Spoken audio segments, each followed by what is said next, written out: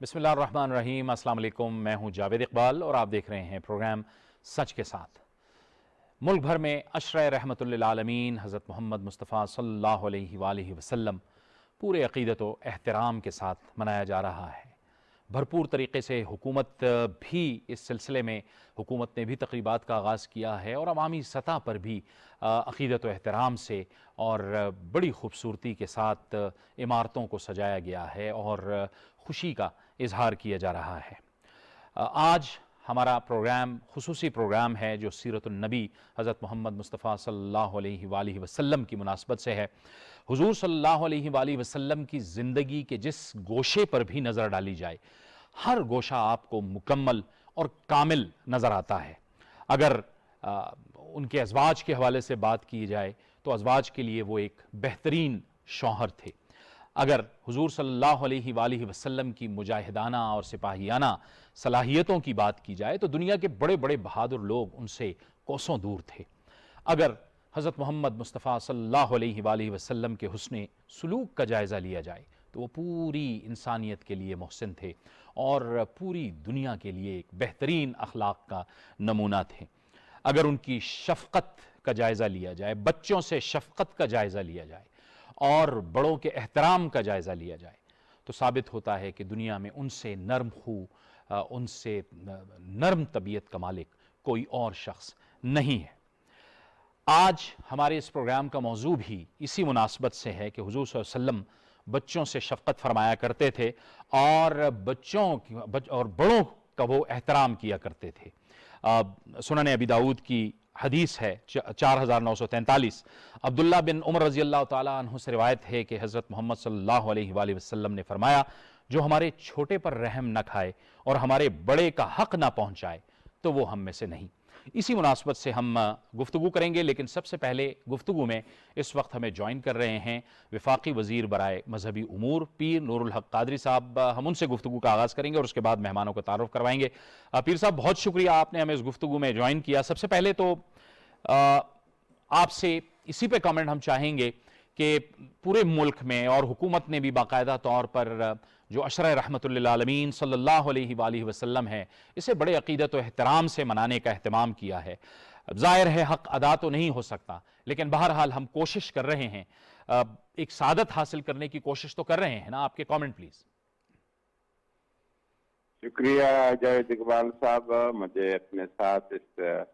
مبارک موضوع پر اور اتنے باسعادت موقع پر اپنے ساتھ شریک کرنے کا۔ یقیناً ربیع الاول کے یہ ایام جو ہے پورے امت مسلمہ کے لیے اور بالخصوص پاکستان کے لیے، پاکستانی عوام کے لیے انتہائی فرحت کے، مسرت کے اور جشن کا سماں ہوتا ہے اور ہمیشہ سے ہوتا چلا رہا ہے۔ لیکن اس دفعہ پرائم منسٹر عمران خان کی خصوصی ہدایات کے وجہ سے اور ان کی خصوصی اس طرف توجہ کی وجہ سے پاکستانی حکومت جس طرح پبلک میں تو ایک جوش جذبہ تھا اور رہا اور رہے گا، لیکن حکومتی طور پر شاید اس طرح کی جس طرح گرمجوشی چاہیے تھی وہ نہیں تھی۔ تو جب اس طرح کی چیزوں کا تھرا اور بنیاد حکومت کی طرف سے ڈالا جاتا ہے تو اس کی اہمیت اور ضرورت اور بھی عوام الناس پہ اور پبلک کے واضح ہو جاتی ہے۔ تو میرے خیال میں انتہائی مستحسن اقدام ہے اور انشاءاللہ تعالی اس سے حضور نبی کریم صلی اللہ علیہ وسلم کے ساتھ جو ہماری قوم کی نسبت ہے، محبت ہے، غلامی ہے اور عشق ہے، اس کو مزید فروغ ملے گا۔ اور جو بطور خاص حضور نبی کریم صلی اللہ علیہ وسلم کی سیرت کے حوالے سے اور رحمت للعالمین نتاجی کے حوالے سے پرائم منسٹر صاحب جو تصور دے رہے ہیں کہ یہ قوم حضور نبی کریم صلی اللہ علیہ وسلم کی اسوہ حسنہ کو پڑھے،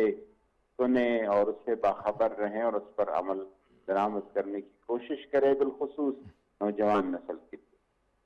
پیر صاحب، رحمت للعالمین اتھارٹی کے قیام کا جو فیصلہ کیا گیا ہے یہ بھی ایک بہت بڑا اقدام ہے اور یقینی طور پر اس میں نہ صرف پاکستان کے جید علماء بلکہ دنیا بھر سے لوگ شامل ہوں گے۔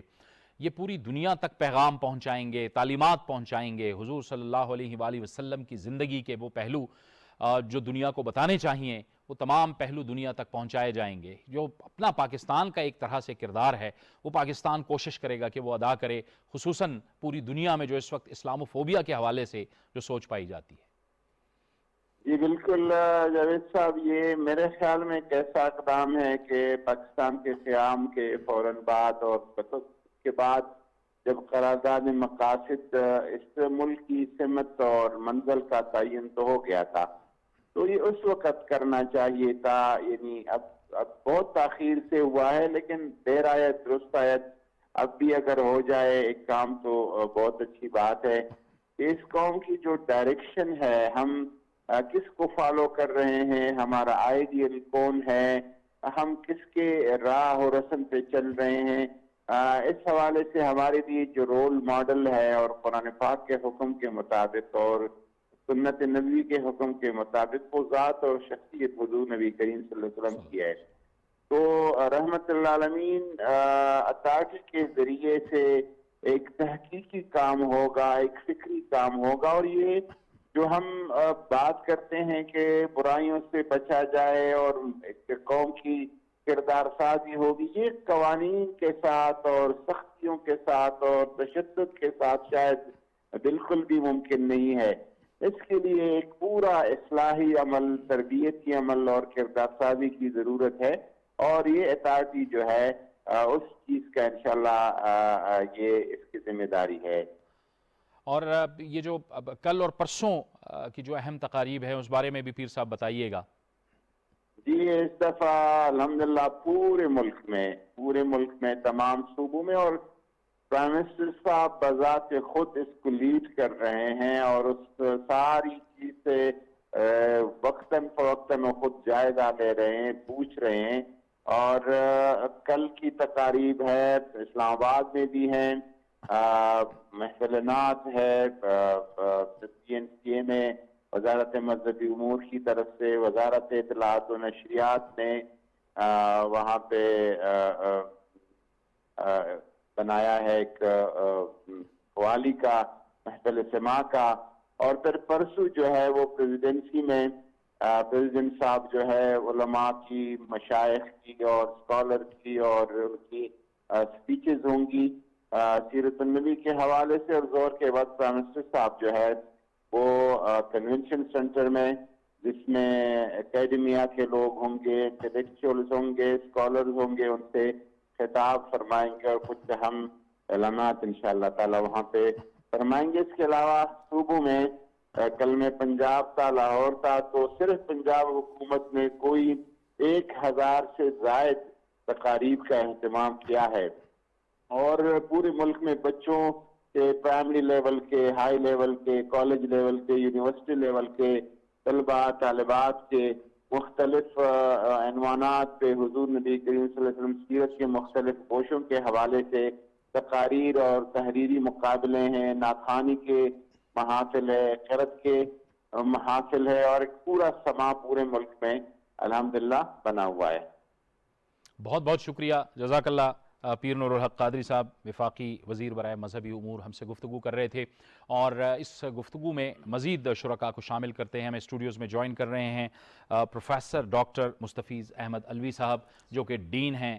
سوشل سائنسز نمل یونیورسٹی میں. آپ کو بہت خوش آمدید کہتے ہیں. ہمیں اسکائپ پر جوائن کر رہے ہیں ممتاز عالم دین محترم علامہ محمد امین شہیدی. علامہ صاحب آپ کو بھی بہت خوش آمدید کہتے ہیں اپنی اس گفتگو میں. علامہ صاحب گفتگو کا آغاز آپ سے اگر کریں کیونکہ آپ سفر میں بھی ہیں. علامہ صاحب فرمائیے گا، ایک تو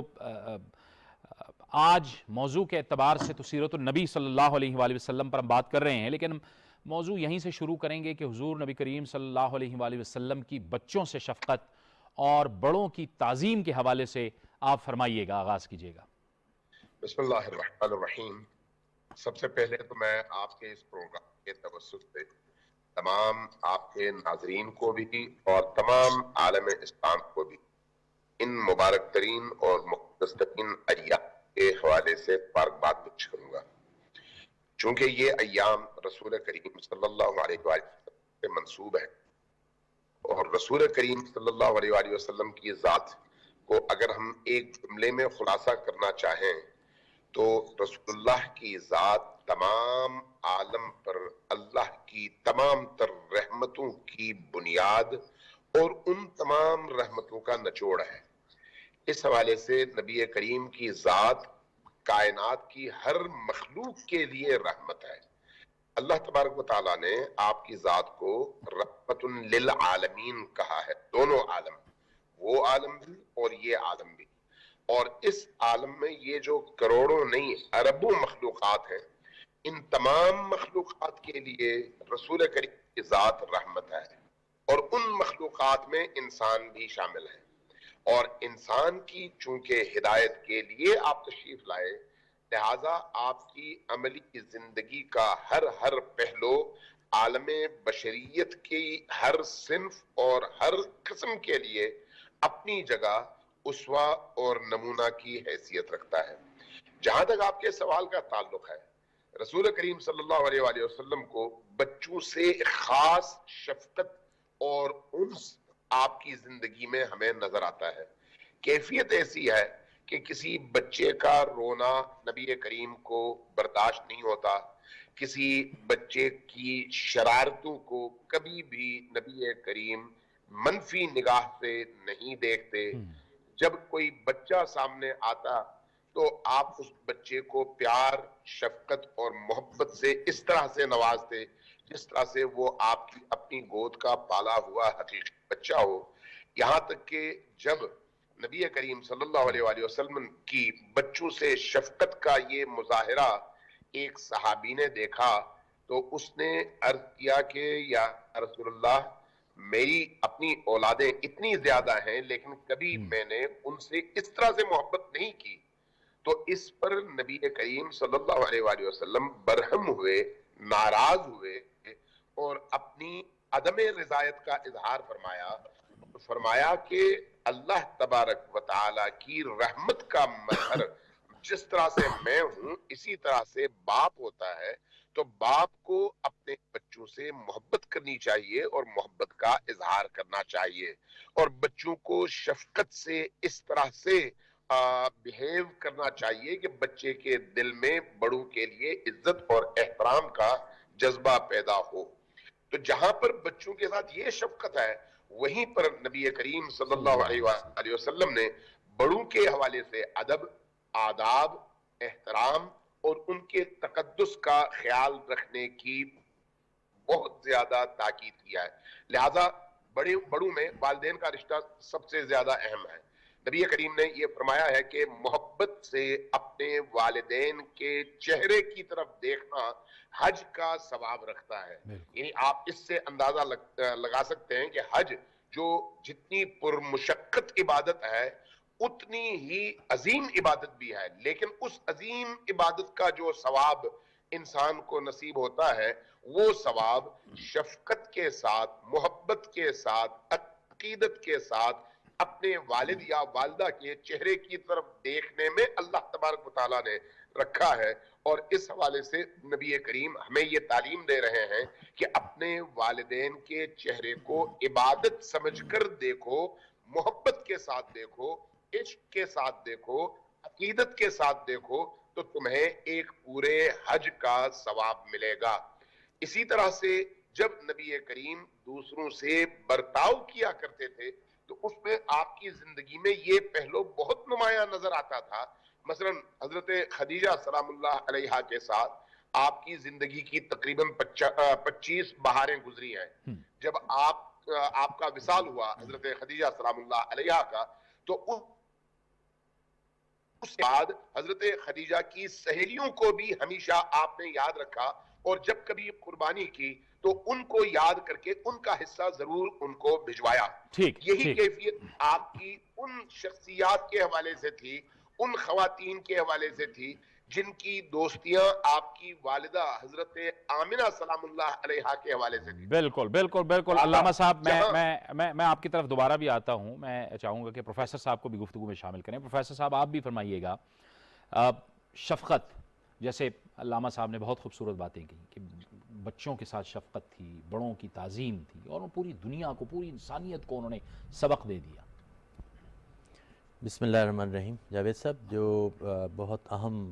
اشارات ہیں جو علامہ صاحب نے فرمائے،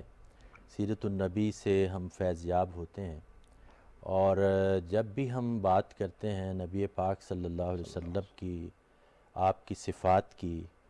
تو ہمیشہ سب سے پہلے رحمت و شفقت ہی آپ کا یہ ترہ امتیاز ہے، آپ کی اسوہ حسنہ کی سب سے نمایاں خصوصیات میں سے پہلی خصوصیت ہمارے سامنے آتی ہے۔ میں سمجھتا ہوں کہ اس وقت امت مسلمہ پر جو بہار کا موسم ہے وہ آپ کی اسی رحمتوں کے طفیل ہے، اور جو کہا گیا کہ انت ربیع فی ربیع فی ربیع، آپ صلی اللہ علیہ وسلم آپ اپنی رحمتوں کی بنیاد پر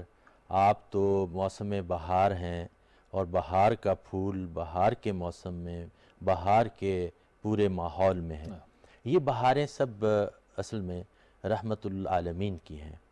اور رحمت کے بارے میں تو اللہ رب العالمین کا جو فرمان ہے قرآن حکیم میں کہ رحمتی وسعت کل شیء، میری رحمت وہ ہے کہ جو ہر چیز پر وسیع و محیط ہے، اور نبی پاک کے بارے میں جیسے ابھی آیت تلاوت کی گئی ہے وما ارسلناک الا رحمۃ للعالمین، تو اس سے بھی نمایاں ہوتا ہے کہ پوری مخلوق کے لیے اور خصوصاً انسانیت کے لیے آپ صلی اللہ علیہ وسلم کی رحمت و رافت اور آپ کی طرف سے ہمدردی، تعظیم، محبت، خلوص، یہ پوری انسانیت کے لیے ہے۔ اور اس میں خصوصاً جب ہم دیکھتے ہیں یہ اصول جو میں سمجھتا ہوں اسلامی تہذیب کا ایک سنہرا اصول اللہ کے پیارے رسول کے اس اسوہ مبارکہ سے ہمیں ملا ہے کہ چھوٹوں پر شفقت کرنا اور بڑوں کی تعظیم کرنا، ایک ایسا اصول اور کلیہ ہے کہ اس سے پورے معاشرے کے اندر تہذیب کا ایک اصول نافذ ہو جاتا ہے، اور جو معیارات ہیں کسی تعظیم کے، کسی کو اہمیت دینے کے، کہ کہیں معیشت اور سماج میں اس کے مقام کو سمجھا جاتا ہے، کہیں دولت شہرت کو سمجھا جاتا ہے، کہیں سیلیبریٹی ہونا اس کی عزت اور تعظیم کا، لیکن یہاں بڑا ہونا، عمر میں بڑا ہونا اللہ کے پیارے رسول کا ایک ایسا اصول ہے جو تہذیب پوری میں رحمت و رافت بکھیر دیتا ہے۔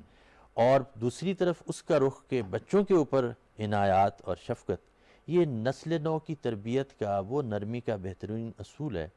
کہ اللہ کے پیارے رسول فرماتے ہیں کہ جو چیز نرمی سے آتی ہے وہ کسی اور چیز سے حاصل نہیں ہوتی، اور ایک جگہ فرماتے ہیں کہ جو رحمت سے محروم ہے وہ ہر چیز سے محروم ہے۔ اس لحاظ سے دیکھا جائے تو بچے وہ مستقبل کے انسانیت کے گہوارے کے وہ پھول ہیں کہ جب تک ان کو نرمی سے، محبت سے، تعظیم سے پروان نہیں چڑھایا جائے گا، تب تک پورے معاشرے میں، تہذیب میں، تمدن میں وہ تعظیم کے معیارات بن نہیں پائیں گے، اور نسل نو کو کون سمجھائے گا پھر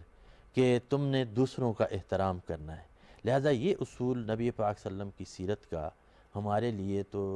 رحمت العالمینی کا سب سے بڑا مظہر بن کر آ سکتا ہے۔ اگر ہم اپنے گھر سے شروع کر لیں، اپنے گلی محلے سے شروع کر لیں، تو یہ ایک عجیب ماحول تخلیق کر سکتا ہے کہ ہمارے ہاں عزت، سلامتی، محبت، تعظیم ہر طرف ہمیں اپنی خوشبو بکھیرتی ہوئی نظر آئے۔ ٹھیک ہے علامہ صاحب، اب یہ اس کا براہ راست تعلق ظاہر ہے کہ حقوق العباد سے بھی ہے، ظاہر ہے حقوق العباد بھی یہی ہے کہ آپ ہر شخص کو اپنا حق ادا کریں، بچوں کا حق ہے، بزرگوں کا حق ہے، ہمارے ہاں ہر بندہ اپنے حق کا تو طالب ہے، لیکن جب دوسروں کی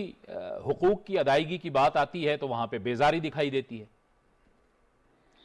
آپ بالکل بجا فرما رہے ہیں۔ نبی کریم کی زندگی اور حیات طیبہ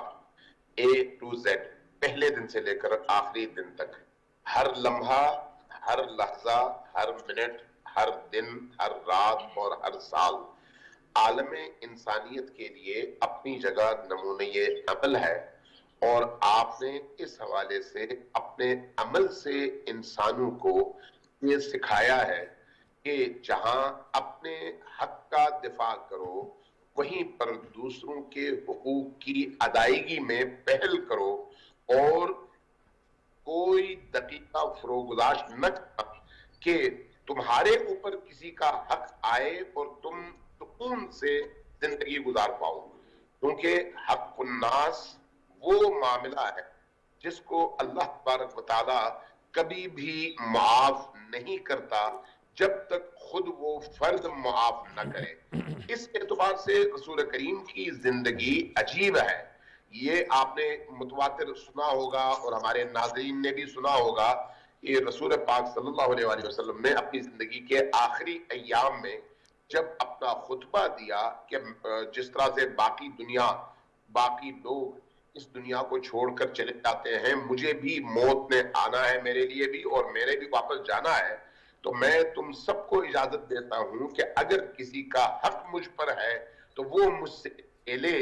تو آپ نے یہ سنا اور پڑھا ہے کتابوں میں کہ ایک صحابی اٹھا اور اس نے کہا کہ یا رسول اللہ، ایک زمانے میں جب آپ ہمارے سامنے سے گزر رہے تھے، آپ کے ہاتھ میں چھڑی تھی، وہ ہلی تو وہ مجھ سے ٹکرائی اور مجھے اس سے درد ہوا تھا، میں آپ سے بدلہ لینا چاہتا ہوں۔ تو یہ چونکہ حق الناس تھا، نبی کریم نے جواب میں یہ نہیں فرمایا کہ میں تو نبی ہوں، یہ فرمایا کہ ٹھیک ہے آؤ، اور اپنی قمیض اوپر کی، اور اس صحابی نے آ کر فوری طور پر بوسہ دیا اور پھر قدموں میں گر پڑا۔ لیکن نبی کریم کا اپنا بیہیویئر، اپنا اخلاق، اپنی سنت اور اپنا عمل جو ہے وہ یہ بتاتا ہے کہ دوسرے کا حق چاہے چھوٹا ہو یا بڑا ہو، پہلی ترجیح کے طور پر وہ حق ادا کرنا چاہیے، چاہے تمہارا اپنا حق مارا جائے۔ اس لیے رسول کریم کی تعلیمات میں درگزر بہت زیادہ ہے، لیکن اپنے حق سے، دوسروں کے حق سے نہیں، اپنے حق سے دستبرداری کی تعلیم آپ نے دی ہے، اور دوسروں کے حقوق کو ہر صورت میں اور پہلی فرصت میں ادا کرنے کا حکم دیا ہے۔ لہذا اگر کوئی معاشرہ ترقی کرنا چاہتا ہے تو وہ جہاں اپنے حقوق کے حصول کے لیے جد و جہد کرتا ہے، وہیں پر اس معاشرے کی پہلی ذمہ داری یہ بھی بنتی ہے کہ وہ دوسروں کے حقوق کی ادائیگی کے حوالے سے بھی اپنی ذمہ داری ادا کرے، اور یہ جو دوسروں کے حقوق کی ادائیگی ہے یہ فرسٹ ہے، اور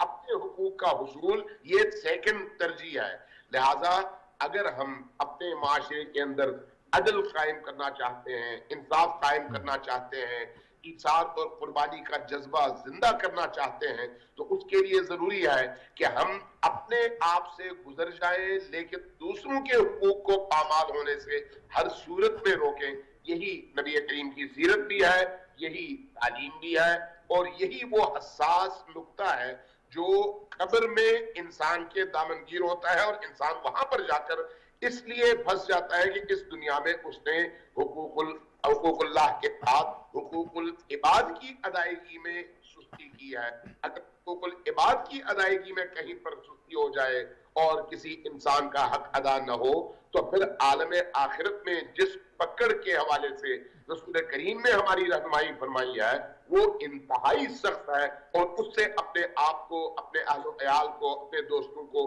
بچانا ہم سب کا فرض ہے۔ اور یہ علامہ صاحب نے جس واقعے کی طرف بڑی خوبصورت انداز میں اشارہ کیا، اسی وجہ سے قرآن میں ارشاد باری تعالیٰ ہے کہ وَإِنَّكَ لَعَلَىٰ خُلُقٍ عَظِيمٍ۔ تو یہ جو رحمت للعالمینی ہے اس کا اخلاق کے ذریعے اظہار ہمیں ہر جگہ نظر آتا ہے۔ اللہ کے پیارے رسول صلی اللہ علیہ وسلم کا حسن خلق جو ہے وہ اس حد تک اولین ترجیح ہے کہ آپ فرماتے ہیں کہ انا بعثت لاتمم مکارم الاخلاق، کہ مجھے مبعوث کیا گیا ہے اللہ رب العالمین کی طرف سے کہ میں تاکہ اعلیٰ اوصاف انسانی جو ہیں ان کو بدرجہ کمال تک پہنچا دوں، اور اس کے لیے مبعوث ہوا ہوں۔ گویا میرا ایک مقصد بعثت کا یہ بھی ہے۔ آپ صلی اللہ علیہ وسلم نے پھر خلق عظیم کا مظہر کہیں وعدہ ایفا کرنے میں نظر آتا ہے، کہیں خواتین کی خصوصاً تعظیم کرنے میں نظر آتا ہے، کہیں بچوں کے اوپر غیر معمولی شفقت و رافت اور رحمت کی صورت میں نظر آتا ہے، اور کہیں بڑوں کی تعظیم اور محروموں کو حق ادا کرنے کی جو آپ کی تلقین بھی ہے اور عملی نقشہ ہے، کہیں آپ کی سخاوت جو ایک سمندر اور دریا کی طرح کھل کے سامنے آتی ہے، اور دوسروں کے لیے تعظیم و محبت کے اور خلوص و رافت کے آپ کی طرف سے احسانات کا سلسلہ آتا ہے۔ ہمیں اس کو، جیسے ابھی بات ہو رہی تھی کہ حقوق اور فرائض کا معاملہ جو ہے وہ آپ کی سیرت میں ہمیں ایک ہی سکے کے دو رخ کی طور پر نظر آتا ہے، اور یہ قرآن میں بھی حق اور فرض ایک مفہوم میں استعمال ہوا ہے کئی جگہ پر، جس کا مطلب یہ ہے کہ ایک چیز میرے اوپر فرض ہے، لازم ہے، تو یہ دوسرے کے اوپر آپ کا وہ حق ہے۔ تو گویا میں اگر اپنا فرض ادا کر رہا ہوں تو میں دراصل دوسرے کا حق ادا کر رہا ہوں۔ لہذا اسلام نے اور نبی پاک کی سیرہ مطہرہ سے جو سبق ملا ہے وہ حقوق اور فرائض کے درمیان اس توازن کا ہے کہ جیسے جیسے فرائض ادا ہوتے چلے جاتے ہیں اسی طرح دوسروں کے حقوق ادا ہوتے چلے جاتے ہیں۔ تو ایک تعلق تو اس رحمت و رافت کا اور اخلاق عظیم کا تعلق جو ہے حقوق کی ادائیگی کے ساتھ ہے۔ ایک لفظ اور بڑا استعمال ہوتا ہے، قرآن حکیم نے عدل کے ساتھ احسان کا لفظ جو فرمایا ہے، تو احسان کے ایک معنی بنیادی یہی ہے کہ حسن خلق اور اپنی طرف سے ایثار کا وہ اظہار کہ دوسرے کا حصہ نہیں بھی بنتا اگر، اور آپ کا حق بنتے ہوئے آپ اس حصے پر اپنا کلیم اور دعویٰ کر سکتے ہیں، لیکن اس کے باوجود آپ ایثار اور دستبرداری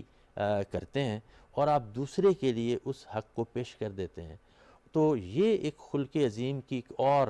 مظہر ہمارے سامنے آتا ہے جو نبی پاک صلی اللہ علیہ وسلم کی سیرت مطہرہ میں جگہ جگہ نظر آتا ہے۔ پھر یہ خلق عظیم کا مظہر صرف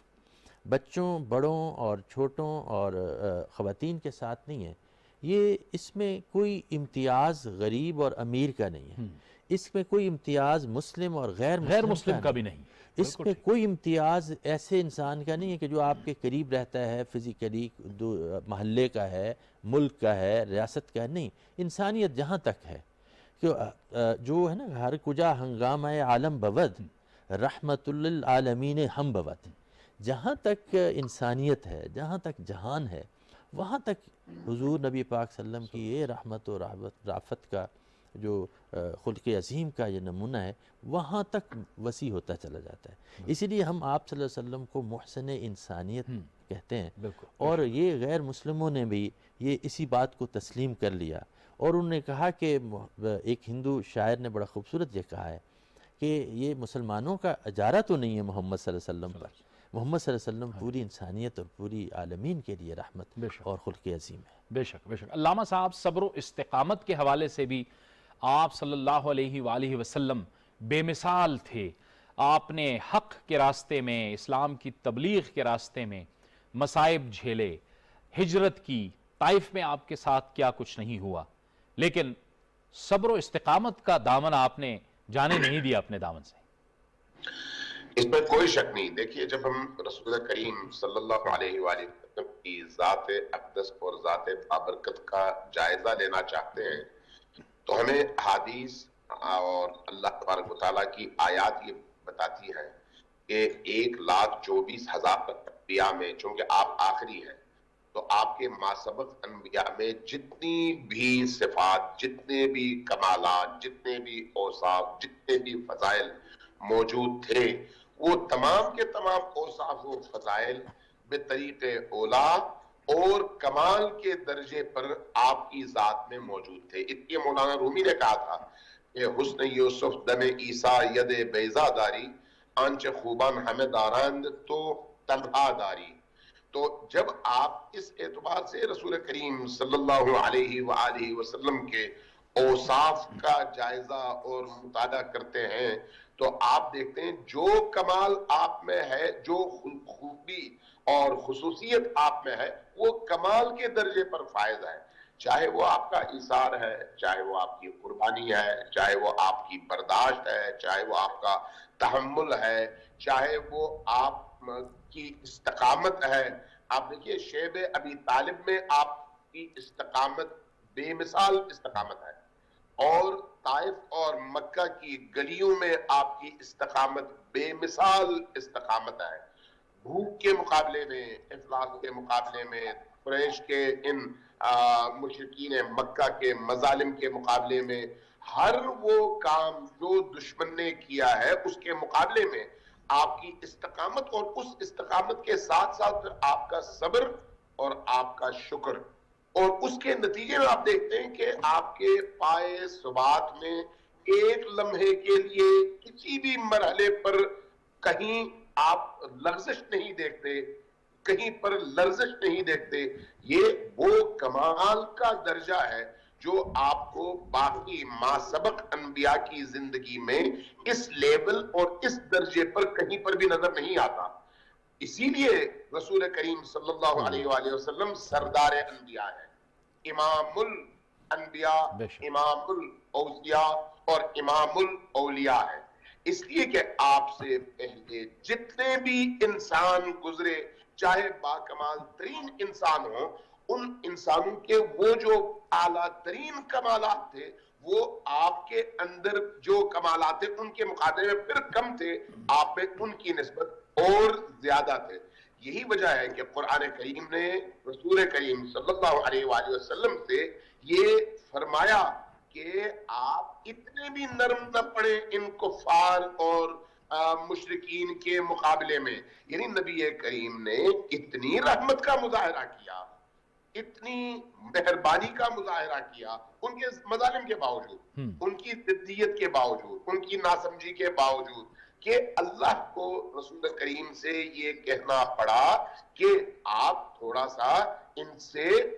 اس انداز میں وہ کریں کہ ان کو پھر آپ پر سوار ہونے کا اور آپ کا استحصال کرنے کا موقع نہ ملے. نبی کریم صلی اللہ علیہ وآلہ وسلم کی یہ جو اخلاقی آپ کی روش اور آپ کا رویہ ہے، اس رویے نے بڑے سے بڑے دشمن کے دل میں بھی آپ کے لیے ایسا جذبہ پیدا کر دیا تھا کہ وہ ششتر رہ جاتا تھا اور آپ کی ذات کا اعتراف کرنے پر مجبور ہو جاتا تھا. تو یہ جو کمال ہے، یہ کمال اسی لیے قرآن کریم نے اس کمال کو لکم فی رسول اللہ اسوۃ حسنہ کہہ کر تا قیامت آنے والی انسانیت کے لیے آپ کی ذات کی ان اوصاف، ان فضائل اور ان خصوصیات کو نمونۂ عمل قرار دیا ہے. اگر ہم جیسے انسانی معاشرے کے اندر آپ کی ذات کے ان اوصاف کا کوئی سواں حصہ بھی پیدا ہو جائے تو ہماری نجات اور ہمارے معاشرے کے کمال تک پہنچنے کے لیے وہی ایک ذرہ بہت ہے. چونکہ آپ کی ذات اللہ تبارک و تعالیٰ کی طرف سے وہ کامل ترین ذات ہے کہ اپنے اوصاف کے حوالے سے، ان تمام خصوصیات کے حوالے سے وہ کامل ہے اور وہاں پر پھر مزید کی کوئی گنجائش نہیں ہے. سبحان اللہ، سبحان اللہ. پروفیسر صاحب سبحان اللہ. اور آپ کے اخلاق کو، آپ کے بیہیویئر کو آج کے بچوں تک، آج کے نوجوانوں تک، آج کی نوجوان نسل تک پہنچانے اور ان کے اندر اس رویے اور اس اخلاق کو زندہ کرنے کی ضرورت ہے. بہت سبحان اللہ، بہت اچھی بات کی. پروفیسر صاحب، حسن سلوک اور حسن اخلاق کی بات ہوئی. فتح مکہ کے بعد آپ صلی اللہ علیہ وآلہ وسلم کیا کچھ نہیں کر سکتے تھے، لیکن آپ نے امن و سلامتی کا پیغام دیا. یہی جو ابھی علامہ صاحب نے اشارہ فرمایا تھا کہ ہمارے عمل میں ایسا کیوں نہیں آتا. فتح مکہ پوری مثال ہے، اور ریاستوں کے لیے، قوموں کے لیے، ملکوں کے لیے بھی، اور امت مسلمہ من حیث المجموع بھی، کہ جہاں آپ کو دیگر اقوام پر غلبہ بھی مل جائے اور دیگر قومیں اور معاشرے اور دیگر مذاہب سے جڑے ہوئے لوگ اگر آپ کے ساتھ زیادتی بھی کریں تو آپ اپنی رحمت، جو آپ کی دین کا بنیادی حصہ ہے، وہ اخلاق جو اسوہ رسول صلی اللہ علیہ وسلم کا بنیادی نمونہ ہے، اس کا عملی مظاہرہ کب ہوگا؟ یہ وہ ضرورت ہے کہ ہم اپنی نسلوں تک، نوجوان نسلوں تک اگر یہ پہنچا سکیں تو وہ عمل کے ذریعے ہی ممکن ہے. جب تک یہ کتابوں میں رہے، جب تک یہ گفتگوؤں اور ہماری اس میں رہے، عقیدتوں میں رہے، تب تک تو اس کا فائدہ ہمیں یا ہمارے معاشرے کو نہیں ہونے والا. فتح مکہ کی مثال، صلح حدیبیہ کی مثال، اس کے بعد آپ کا منشور اعظم جو حقوق کا آپ نے خطبہ حجۃ الوداع میں دیا، اس کی ایک ایک نقطے پہ جب غور کرتے ہم تو ہمیں معلوم ہوتا ہے کہ جو خلق عظیم ہے، جو انسانوں کے ساتھ سلوک اور رویے میں رافت اور نرمی کا عمل دخل ہے، وہ اس حد تک زیادہ ہے کہ ابھی علامہ صاحب بھی فرما رہے تھے کہ جس کا ذکر نبی پاک صلی اللہ علیہ وسلم اس حد تک رحیم اور رعوف تھے اور ان کے لیے مہربان تھے کہ یہاں تک کہا گیا کہ آپ دشمنوں کے ساتھ آپ وہ حساب کر سکتے ہیں جہاں تک عدل کا تقاضا ہے، مگر نبی مہربان صلی اللہ علیہ وسلم نے تو ان منافقین کے لیے بھی رحمت کا، جو بظاہر اسلام کے دائرے میں داخل تھے اور وہ نبی پاک صلی اللہ علیہ وسلم کے لیے اور اسلام کے لیے سازشوں میں بھی مصروف تھے، تو ان کے لیے بھی آپ نے یہ فرما کر ان کو وقت دیا کہ شاید ان کے دلوں میں تبدیلی آئے، اور شاید اس وجہ سے ان کے قبیلے کے دیگر افراد اس جہنم کی آگ سے بچ کر دین کے دائرے میں آ جائیں اور اس خلق عظیم کا حصہ بن جائیں۔ اور اس بنیاد پر آپ نے فتح مکہ کے موقع پر جو آپ نے معاف فرمانے کا اور ان کو آزاد کر دیا اس بدلے کی قید سے، اور یہ کہا کہ بھئی اب تو اگر وہ لوگ جو مسلمانوں کے خلاف صف آرا تھے ان کے گھروں کو بھی امان کی جگہ قرار دے دیا، اور یہ کہا کہ اگر ہماری طرف سے یہ امان کا پیغام ہے، ہماری طرف سے قوت کا پیغام ہے، ہماری طرف سے خلق عظیم کا پیغام ہے، درگزر کا پیغام ہے، صبر کا، تحمل کا پیغام ہے، اور اس کا نتیجہ یہ نکلا کہ جیسے قرآن نے صلح حدیبیہ کو فتح مبین قرار دیا، اور اس کے بعد آپ کے فتح مکہ کے جس اثرات ہوئے کہ اس کے بعد وفود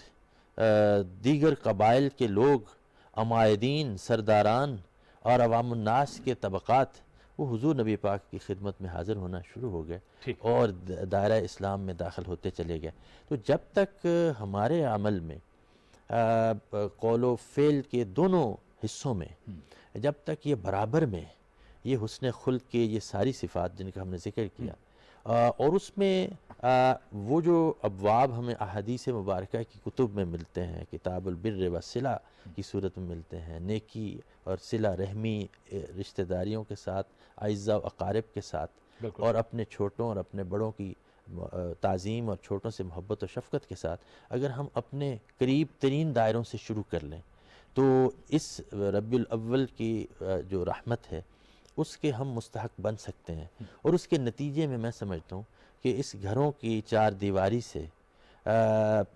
آگے بڑھتے ہوئے پورے معاشرے میں اور پوری بین الاقوامی برادری میں یہ انسانیت کا سب سے بڑا شرف جو ہے نبی پاک صلی اللہ علیہ وسلم کی سیرت کا، خلق عظیم کا، وہ ہم پہنچانے کا سبب بن سکتے ہیں۔ ٹھیک ہے علامہ صاحب، امت مسلمہ کو اتفاق کی ضرورت ہے، آج اس سے بھی زیادہ اتفاق کی ضرورت ہے جو آج سے چند سال پہلے تھی، کیونکہ مسلموں کو تقسیم کرنے کی سازش بھی پوری دنیا میں قائم و دائم ہے۔ کتنی ضرورت ہے اس بات کی کہ ہم سب مسالک اور فرقوں سے بالا ہو کر ایک اچھے مسلمان بن کر اپنے آپ میں، اپنے تمام امت مسلمہ میں اتفاق پیدا کریں؟ دیکھیں، نبی کریم صلی اللہ علیہ وآلہ وسلم کی ذات اقدس تمام عالم اسلام کے درمیان وہ نقطے اتحاد ہے کہ جس پر جمع ہونے کے بعد تمام اختلافات اپنی موت آپ مر جاتے ہیں۔ چونکہ نبی کریم صلی اللہ علیہ وآلہ وسلم کی ذات اقدس ہم سب کو اس رحمت کی لڑی میں جوڑنے کا باعث ہے، لہٰذا اگر ہم ان مشترکات پر اکٹھے ہو جائیں جو تمام مسالک کے درمیان ایک ہی ہیں، اور ان مشترکات میں سب سے بڑی طاقت رسول کریم صلی اللہ علیہ وآلہ وسلم کی محبت، آپ کی عقیدت اور آپ کی رسالت پر ایمان ہے، اگر یہ چیزیں ہمارے اندر زندہ ہو جائیں اور ہم اپنے امتیازات کو اپنی حد تک رکھیں، دوسروں کے امتیازات کو چھیڑنے کی بجائے اس میں ان کو آزاد چھوڑ دیں، لیکن جو ہمارے مشترکات ہیں جس میں توحید ہے، قرآن ہے اور خود نبی کریم صلی اللہ علیہ وسلم کی ذات اقدس ہے، اگر ان پر ہم اکٹھے ہو جائیں تو یقین جانیے صرف پاکستان نہیں، پوری دنیا کے اندر مسلمان سب سے بڑی طاقت بھی ہے، سب سے مؤثر طاقت بھی ہے، اور چاہے وہ اقتصادی میدان ہو، سیاسی میدان ہو اور تمدنی میدان ہو، علمی میدان ہو، فکر میدان ہو، اخلاقی میدان ہو، چاہے کوئی بھی میدان ہو، اگر ہم ان نکات پر جمع ہو جائیں تو ہم غالب بھی ہیں اور پوری دنیا کے مقابلے میں ہم سب سے بڑی طاقت بھی ہے، اور ہماری طاقت کا راز نبی کریم صلی اللہ علیہ وآلہ وسلم کا وہ عشق ہے۔ لہٰذا ان ایام میں اگر ہمارے علماء کرام اس نقطے پر امت کو یکجا ہونے کی طرف دعوت دیں تو میرا خیال ہے اس سے بڑا ثواب کا کام، عبادت کا کام اور اللہ کو پسند کام شاید اور کوئی نہ ہو جو یہ کام ہے کہ امت کو نبی کریم کی ذات کے ساتھ اس طرح سے جوڑ دیا جائے کہ یہ ہماری زندگیوں کا مشترکہ سرمایہ بنے، اور اس سرمایہ کی بنیاد پر ہم اللہ اور رسول کے دشمنوں اور مخالفوں کے مقابلے میں ایک طاقت بن کر کھڑے ہو سکیں اور سرخرو ہو سکیں انشاءاللہ تعالی۔ بے شک بے شک، جزاک اللہ، بہت بہت شکریہ علامہ محمد امین شہیدی صاحب آپ کا، پروفیسر مستفیض احمد صاحب آپ کا بھی بہت بہت شکریہ۔ پروگرام یہ خصوصی پروگرام تھا سیرت النبی حضرت محمد مصطفیٰ صلی اللہ علیہ وآلہ وسلم کے حوالے سے۔ اللہ تعالیٰ سے دعا گو ہیں کہ اللہ تعالیٰ اپنے احکامات اور نبی کریم صلی اللہ علیہ وآلہ وسلم کی تعلیمات پر چلنے کی توفیق عطا فرمائے۔ اجازت دیجیے، اللہ حافظ۔